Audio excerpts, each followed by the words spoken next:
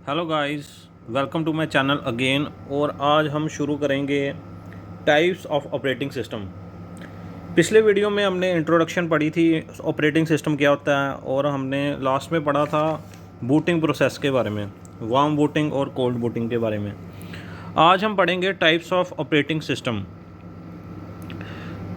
Operating system जो है वो इसके कई सारे टाइप्स हैं। इसमें रियल टाइम ऑपरेटिंग सिस्टम है, मल्टी एसेस ऑपरेटिंग सिस्टम है, मल्टी प्रोसेसिंग ऑपरेटिंग सिस्टम है। डिस्कशन करेंगे हम वन बाय वन। जो रियल टाइम ऑपरेटिंग सिस्टम है ये यूज़ होता है जिसमें हमें पर्टिकुलर टाइम फ्रेम में हमें रिज़ल्ट्स चाहिए होते हैं और इसमें लैग बिल्कुल भी नहीं होता। फॉर एग्ज़ाम्पल, जैसे कोई फाइटर जेट है, उसे वार जोन में किसी टारगेट को हिट करना, और उस टारगेट को हिट करने के लिए उसे पर्टिकुलर टाइम फ्रेम में ही वो कैलकुलेशन, वो एग्जीक्यूशन, वो प्रोसेस का आउटपुट चाहिए। अगर उसमें लैग होगा तो वो टारगेट जो होगा वो मिस हो जाएगा। इसलिए आरटीओएस में क्या होता है कि जो कंप्यूटर है उसमें जो सिस्टम प्रोसेस करता है वो उसमें डाटा इतना क्विकली प्रोसेस होता है कि वो पर्टिकुलर टाइम फ्रेम में ही उसका जो रिज़ल्ट है वो आउटपुट आ जाती है। RTOS is a real time operating system is a computer system capable of processing data so quickly that the results are instantly available. There is often a need for front-end processor in the system. और इसमें इतनी accuracy के लिए हमें एक processor और इसकी और नीड होती है, जिसमें जो प्रोसेसर है वो फ्रंट एंड में भी यूज़ होता है। नेक्स्ट है हमारा multi access operating system. As the name defines, इसमें एक से ज़्यादा यूज़र असेस कर सकते हैं सेम कंप्यूटर को अपने प्रोग्राम्स रन करने के लिए। It allows two or more user to run programs at the computer's resources simultaneously. Example है जैसे Unix, Linux and Windows 2000।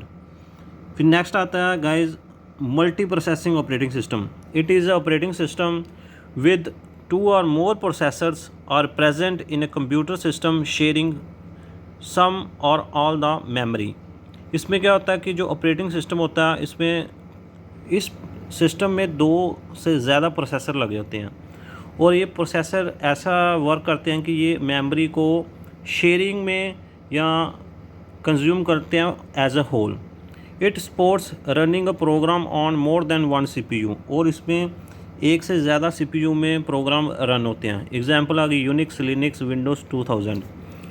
Next आता है मल्टीटास्किंग ऑपरेटिंग सिस्टम। इसमें क्या होता है guys, it allows more than one program to run concurrently.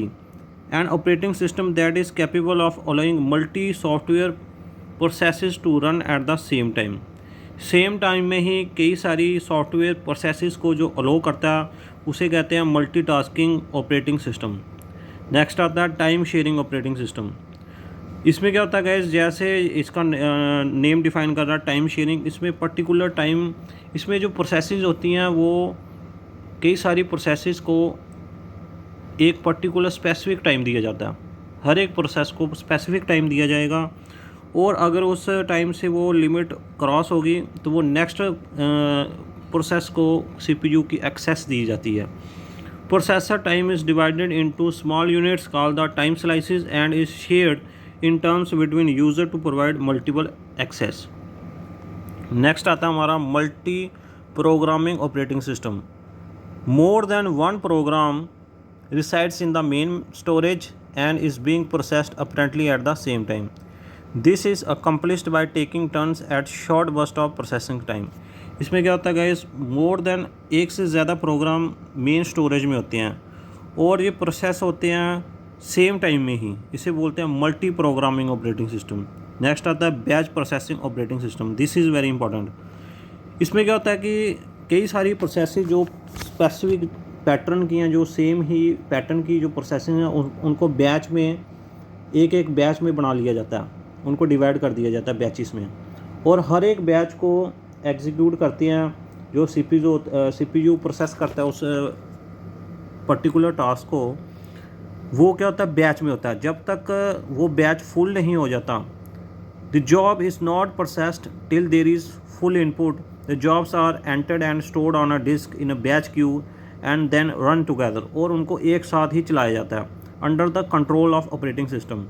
A job may wait in a batch queue for minutes or hours depending on the workload। मतलब कहने की बात यही है कि जो एक किस्म की जो प्रोसेसेस हैं उनको बैचेस में बना लिया जाता है और एक एक बैच को हम भेजते हैं और वो बैच पूरा ही एक्सेस होता है, एग्जीक्यूट होता है। सीपीयू उनको एक साथ ही पूरे बैच को प्रोसेस करेगा और आउटपुट देगा। अनटिल वो पूरा बैच प्रोसेस एग्जीक्यूशन नहीं हो जाती तब तक वो नेक्स्ट बैच नहीं एंटर करेगा सीपीयू में। सो this is batch processing operating system. Next आता है हमारा सिंगल टास्किंग ऑपरेटिंग सिस्टम। इसमें क्या होता है, एक ही यूज़र एक्सेस कर सकता है कंप्यूटर को और एक ही टास्क परफॉर्म की जाती है। As the name implies this operating system is design to manage the computer so that one user can effectively do one thing at a particular time. एक टाइम में एक ही प्रोसेस को एफिशिएंटली एग्जीक्यूट करेंगे हम, इफ़ेक्टिवली उसे access मिलेगा और सीपीयू की जितनी भी कैपेबिलिटियाँ वो एक ही प्रोसेस को एक्यूरेटली उसे एग्जीक्यूट करेगी, प्रोसेस करेगी और आउटपुट देगी। So this is single tasking operating system. फिर single user multi tasking operating system जो हम रेगुलर हम अपने कंप्यूटर जो भी यूज़ करते हैं हम डे टू डे लाइफ में, उसमें क्या ऑपरेटिंग सिस्टम होता है, उसमें होता है single user multitasking operating system. As the name defined this is the type of operating system most people use on their desktop and laptops computer today. जैसे Windows हो गया, एप्पल मैक ऑपरेटिंग सिस्टम हो गया। सो इसमें क्या होता है कि सिंगल यूज़र होता है लेकिन वो जो ऑपरेटिंग सिस्टम होता है उसमें कई सारी प्रोसेसेस वन टाइम में ही मल्टीपल टास्किंग वो एग्जीक्यूशन हो रही होती है। सो this is single user multitasking operating system.